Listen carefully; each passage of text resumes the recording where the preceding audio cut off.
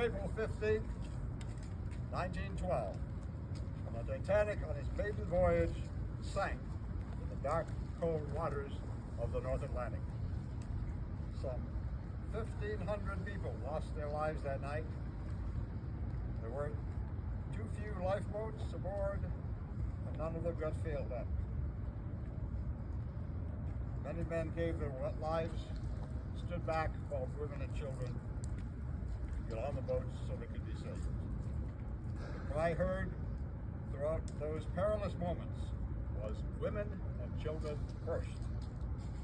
The bravery of those men who sacrificed their lives has been recognized as perhaps the greatest act of chivalry ever known in history. Soon after the sinking, the Women's Titanic Memorial Association was formed, and through funds collected by the Women of America, this beautiful memorial, sculpted by Gertrude Vanderbilt Whitney, was dedicated to honor those brave men.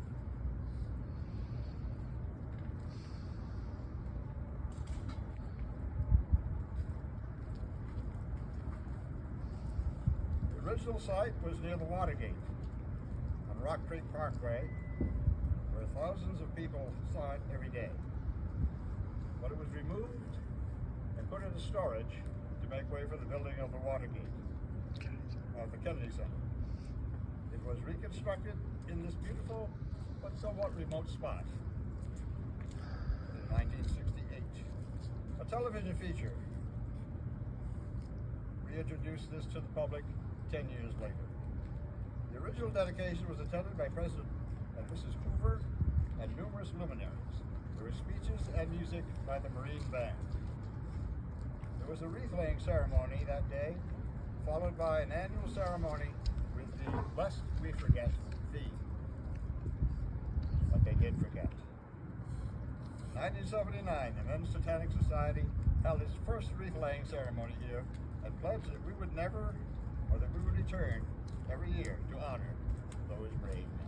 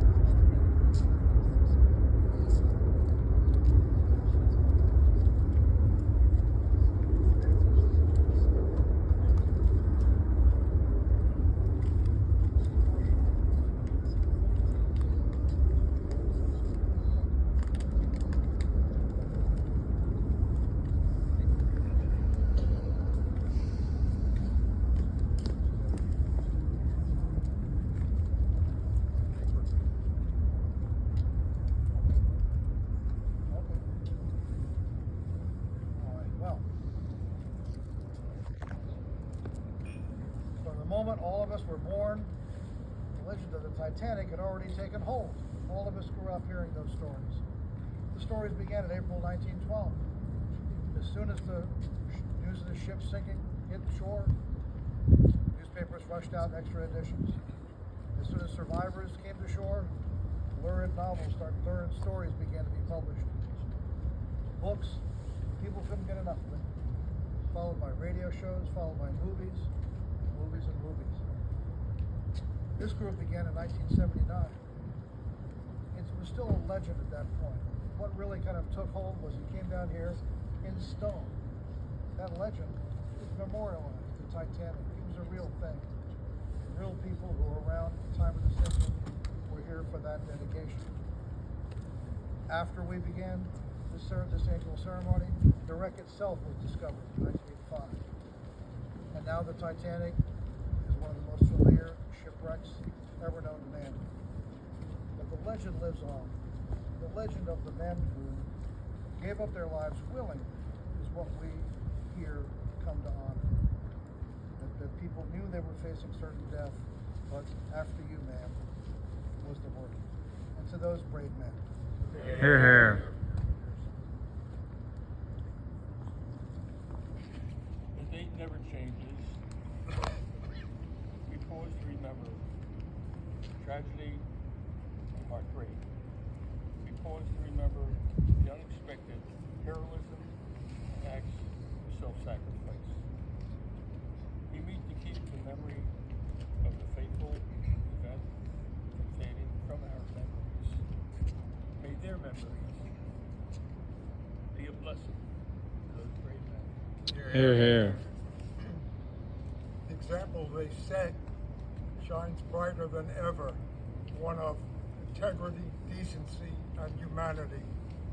And in this day and age, we need to study it more than ever before for those brave men. Hear, hear. We remember those who accepted a cold, certain fate so that others would survive. To those brave men. Hear, hear.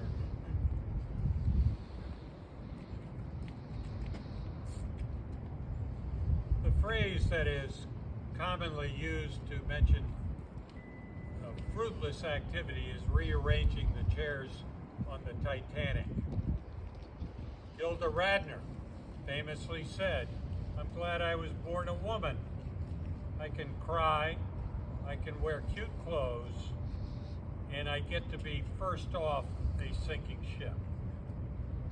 Humorous, but nonetheless marking that moment of utter mortality for those brave men who chose to stand back while women and children were escorted off the ship into safety.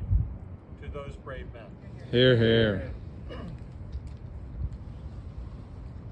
I often think about what was on the minds of those courageous men, those final moments as the Titanic sank into the cold, dark waters of the North Atlantic. Were they hoping for rescue? Were they praying for a miracle? Or did they accept their fate with courage and honor? And I suspect it was the latter. To those brave men. Hear, hear. The Titanic's maiden voyage was April 10th, 1912, left Southampton on the first leg of the journey to New York. On board the ship was a guy called Charles Yockin, whatever you want to say. He was a former chef on the RMS Olympic, which is a sister ship of the Titanic. On the night of the collision, he was in his bunk and he got awoken by the noise. His first thought was, what's going on? He found out the lifeboats were being readied for action, and his first thought was not to get off the ship, but to help out. So him and his 13 bakers under him, they got 4 loaves and they put into each of all the lifeboats, and also tried to get everybody on board as much as they could, the women and the children. Pretty clearly, the ship was going to be almost being vertical. At one point he decided, okay, I'm going to have a little drink. So he went down to his bunk and he had a couple of whiskeys, a couple of bottles of whiskeys actually, and he just decided, okay, I better go up and see what's going on. he still saw some women and some children who were not on the lifeboats. These women were frightened to go under because they thought it's safer on actually the bigger boat itself. So he actually manhandled and he threw them into the lifeboats, and then he went down to the bottom of the ship and basically went down with the ship, almost like an elevator. He went down into the water.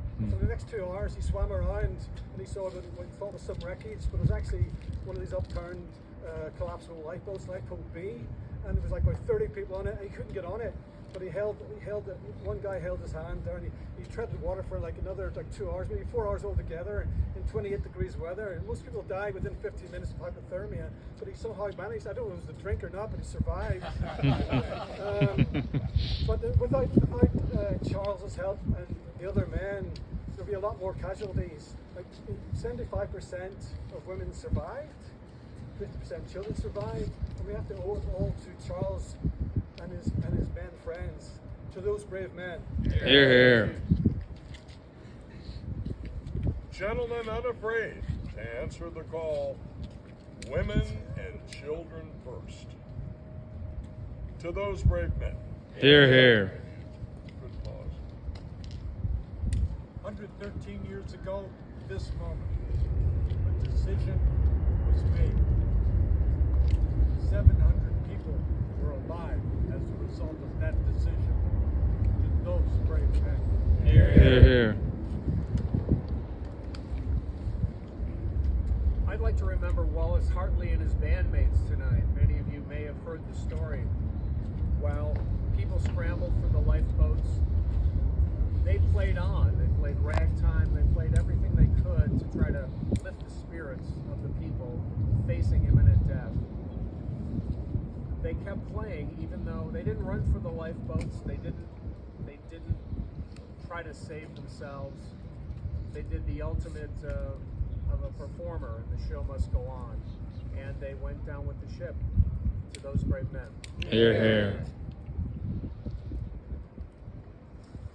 In these troubled times, we yearn for community and courage, and we look to the moral clarity and courage of those brave men. Hear, Hear, hear.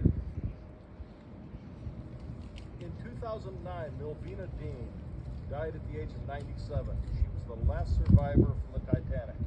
She was 2 months old when she was stuffed into a burlap sack and lowered down into the lifeboat where her mother already was by a member of the crew.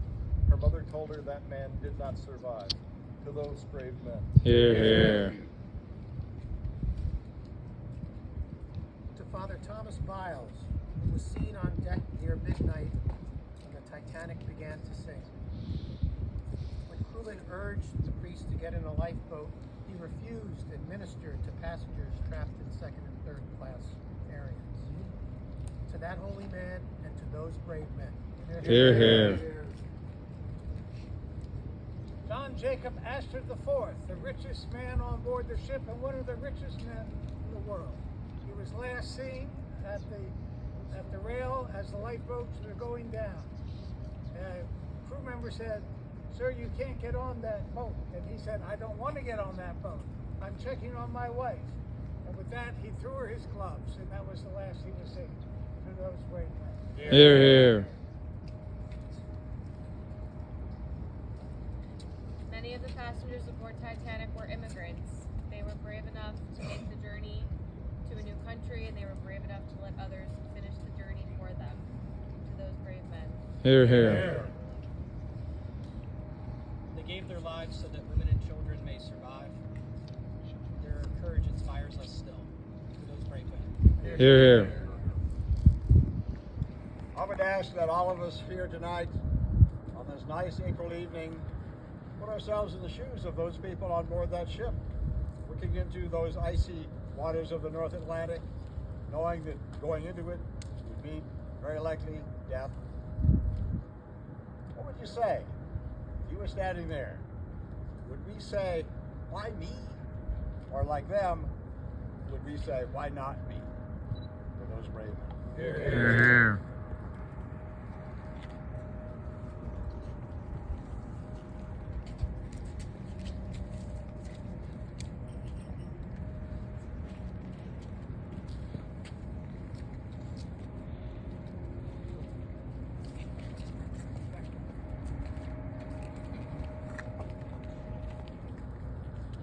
reverse side of this memorial are these words.